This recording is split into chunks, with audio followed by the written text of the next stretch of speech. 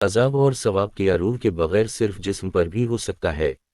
اس میں اہل حدیث، اہل سنت اور اہل کلام کے دو مشہور اقوال ہیں۔ اس مسئلہ میں اور بھی شاذ و نادر اقوال ہیں جو اہل حدیث و اہل سنت کے نہیں ہیں۔ فلاسفہ کے اقوال۔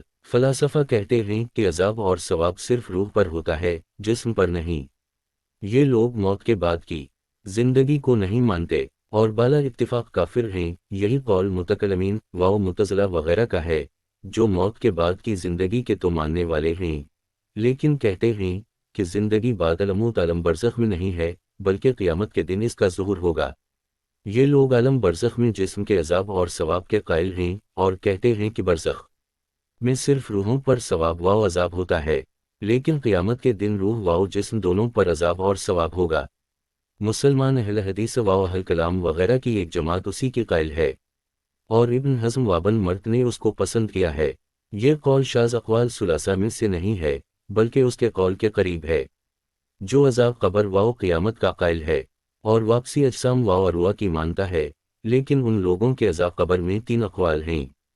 ایک، صرف روح پر ہوتا ہے۔ دو، روح پر ہوتا ہے اور روح کے واسطہ سے جسم پر بھی۔ تین، صرف جسم پر ہوتا ہے۔ اس قول سے اس کا قول بھی متفق ہے جو عذاب قبر کا قائل ہے اور روح کو زندگی مانتا ہے۔ ایک شاذ قول یہ بھی ہے کہ اجسام پر بالکل عذاب نہیں۔ ایک شاذ قول یہ بھی ہے کہ روح پر بالکل عذاب نہیں۔ اس لیے اگر شاذ اقوال تین مان لیے جائیں تو دوسرا شاذ قول اس کا ہے جو کہتا ہے کہ صرف روح پر عذاب و ثواب نہیں، روح تو زندگی کا نام ہے۔ یہ معتزلہ اور اشعری وغیرہ کا قول ہے۔ یہ لوگ بدن سے جدا ہونے کے بعد روح کی بقا کے قائل نہیں۔ یہ قول غلط ہے۔ ابو بالما علی الجوینی وغیرہ نے اس کی مخالفت کی ہے، بلکہ کتاب و سنت اور اجماع سے ثابت ہے کہ روح بدن سے جدا ہونے کے بعد باقی رہتی ہے اور اس پر عذاب و ثواب ہوتا ہے۔ علم الہی کے فلاسفہ اسے مانتے ہیں، لیکن اجسام کے واپس آنے کو نہیں مانتے۔ دونوں اقوال غلط اور گمراہ کن ہیں، لیکن فلاسفہ کا قول اہل اسلام کے قول سے بہت دور ہے۔